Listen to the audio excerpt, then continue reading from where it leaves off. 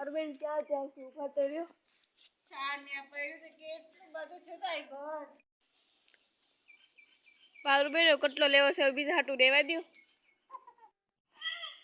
ભાઈ મને તો બહુ જ ગમે. પૂછીને લીધો છે એને કીધું હા હાલો.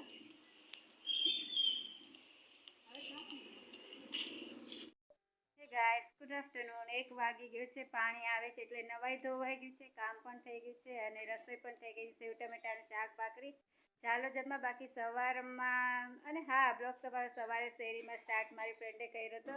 શેરીમાં તો કઈ રમઝટ બોલાવી દીધી હતી, બહુ મજા આવી ગઈ. સ્વાગત છે ફરી એક વખત તમારા બધાનું પારુલ સોનીના બ્લોગમાં.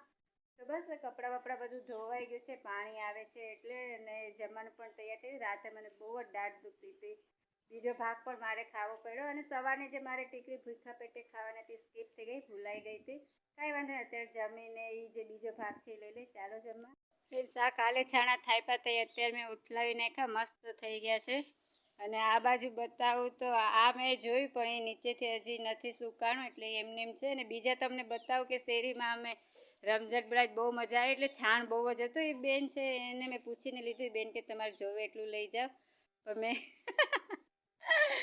દાંત આવે છે ને કવડા મોટા મોટા, આ તો બહુ જ મોટું છે. આ બે છાણા એકે તો કાફી, એકે હજારા.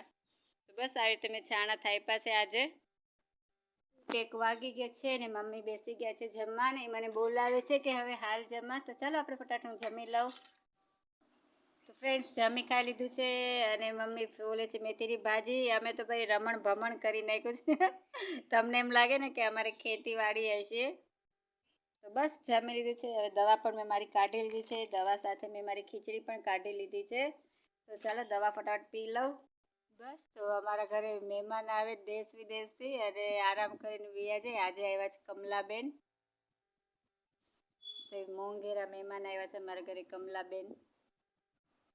બસ વયું જવું છે કમલાબેન, રોકાઈ જાવ ને, વેળું કરીને જાજો. હા બાય બાય મમ્મા.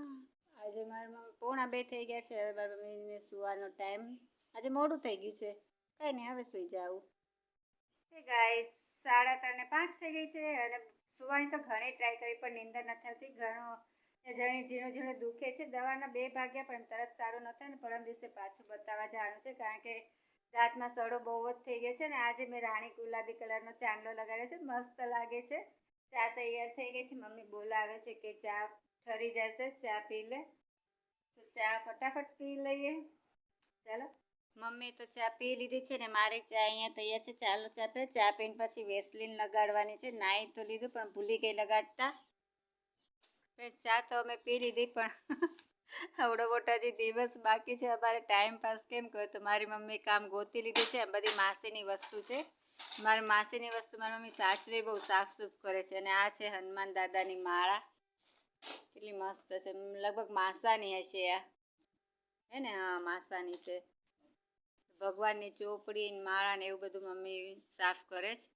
આજે મારી મમ્મી માસીનો ખજાનો ખોલ્યો. માસીનો ને માસાનો છે તો ભગવાનની વસ્તુ સાફ સૂફ કરી નાખી. એક તો સાફ થઈ ગયો, મારી મમ્મી બીજું સાફ કરે છે. આ આઈ થિંક અમારું છે. માસીનું તો થઈ ગયું સાફ. હા હે ગાઈસ 7:30 થવા આવ્યા છે અને 2 જગ્યાએથી હું દૂધ લઈ આવી છું. 20 રૂપિયાના ગાંઠિયા જે લેવાના હતા એ પણ સાથે લેતી આવી છું. ને આજે મારી મમ્મીએ સાંજે ગોદડું ધોયું, નળ આવતા હતા એટલે હજી નળ આવે જ છે. તો બસ જમવાનું પણ તૈયાર છે. ચાલો બધા જમવા. આજનો મારો બ્લોગ પૂરો કરું છું. કાલે પાછા મળશું નવા બ્લોગ સાથે. જય સ્વામિનારાયણ, ગુડ નાઇટ. તો ફ્રેન્ડ્સ 7:45 થયા છે અને મારા મમ્મી જમવા બેસી ગયા છે. મને અને તમને બધાને જમવા બોલાવે. ચાલો જમવા. લાભ માસીને ત્યાંથી હું ભાજી ને રોટલો લઈ આવી છું અને ભાખરી છે આપણે કરી છે. ચાલો બધા જમવા.